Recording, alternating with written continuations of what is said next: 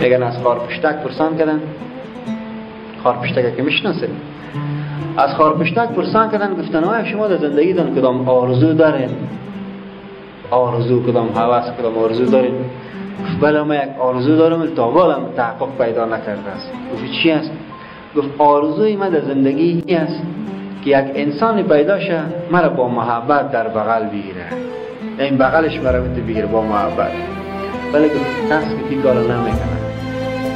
باز خارپشتک اعتراف میکنه، میگه به خاطر من کس در بغل نمیگیره که این پشت سر من خار است. به دلیل موجودیت اینمی خارای پشت سر من با محبت کسی در آغوش خود نمیگیره. چرا؟ هر کس مرا در آغوش خود با محبت بگیره خار به او را اذیت میکنه، تکلیف میرسانه. ولی اگر به جای خار یک همون کمپل که نرم لطیف ملایم میداشتم شاید هر کس مرا خوش داشته برکت بگیره، چنانچه مردم خرگوش در آغوش خودش بگیره.